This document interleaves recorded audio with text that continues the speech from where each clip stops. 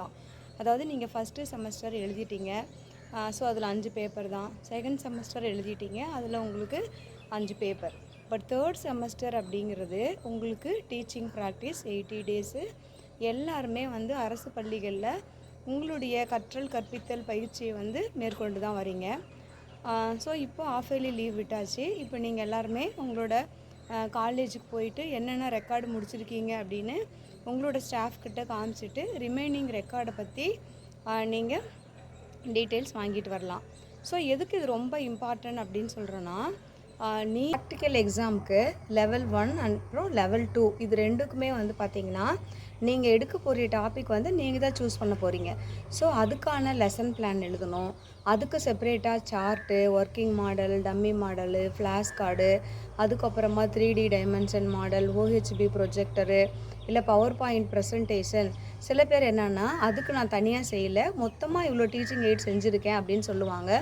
So first preference நீங்கள் எதுக்கு கொடுக்கணும் அப்படின்னு சொல்லி பார்த்தீங்கன்னா, நீங்கள் எடுக்கக்கூடிய லெவல் 1க்கும் லெவல் 2க்கும் இருக்கக்கூடிய அந்த லெசன் பிளானுக்கு தகுந்த மாதிரி நிறைய டிஎல்எம் ப்ரிப்பேர் பண்ணுங்கள்.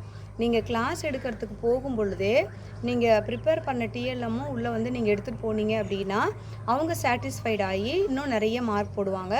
ஸோ அதனால தான் வந்து இந்த 4th செமஸ்டர் வந்து இந்த teaching learning 80 days teaching practice, அப்போ வந்து ஒரு டீச்சருக்குரிய குவாலிட்டிஸ் எல்லாம் உங்களுக்கு டெவலப் ஆகும். உங்களோட டீச்சிங் காம்பிடென்சி டெவலப் ஆகும்.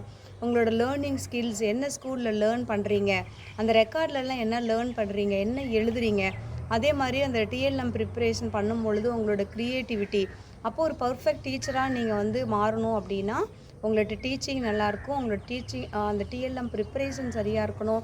அதே மாதிரி உங்களோட ப்ரெசன்டேஷனு, உங்களோட ரெக்கார்ட்ஸ் எல்லாமே பர்ஃபெக்டாக இருக்கணும். ஸோ இதெல்லாம் டவுட் இருந்துச்சு அப்படின்னா ஸ்டாஃபை காண்டாக்ட் பண்ணுங்கள். நீங்களாக ஓனாக வேறு காலேஜில் இருக்கிறத பார்த்து எழுதிடாதீங்க.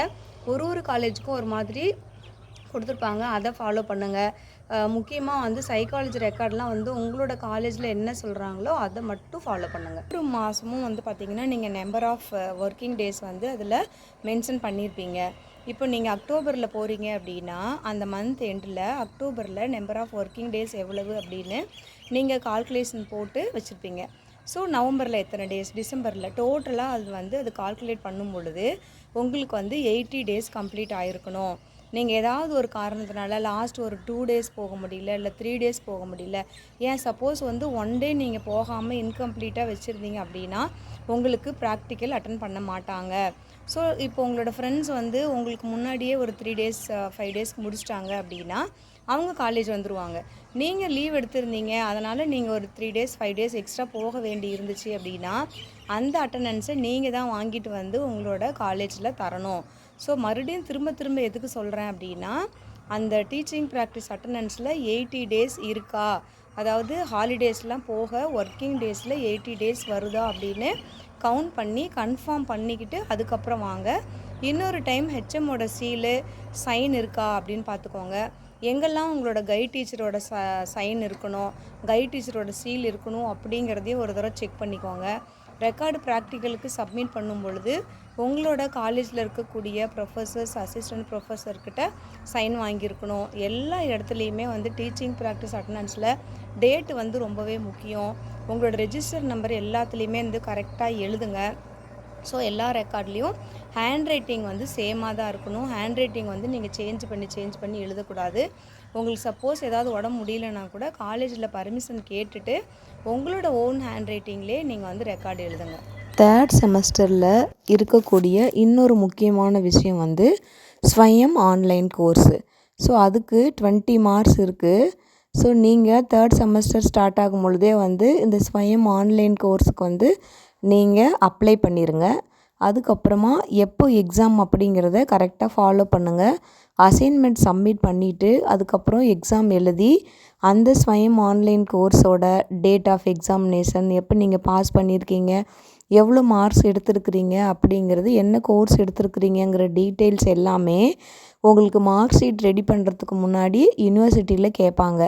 ஸோ நீங்கள் இந்த ஸ்வயம் பாஸ் பண்ண சர்டிஃபிகேட்டை வந்து காலேஜில் கொடுத்தீங்க அப்படின்னா அவங்க அதை எல்லாமே சேர்த்து யூனிவர்சிட்டிக்கு அனுப்பிச்சிடுவாங்க.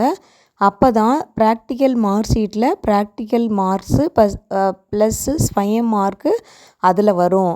ஸ்வயம் கம்ப்ளீட் பண்ணாமல் இருந்தீங்க அப்படின்னு சொன்னோம்னா உங்களுக்கு ப்ரொவிஷ்னல் சர்டிஃபிகேட் வராது. First semester mark sheet, second, அதுக்கப்புறம் 4th செமஸ்டர் மார்க் ஷீட் வரும். ப்ராக்டிக்கல் மார்க் ஷீட்டில் வந்து ஸ்வயமுக்கு மார்க் எதுவும் போட மாட்டாங்க. ஸோ ப்ரொவிஷ்னல் சர்டிஃபிகேட்டே உங்களுக்கு வராது அப்படிங்கிறத தெரிஞ்சுக்கோங்க. நீங்கள் பாட்டுக்கு டீச்சிங் ப்ராக்டிஸ் கம்ப்ளீட் பண்ணால் போதும் அப்படின்னு நினைக்காதீங்க.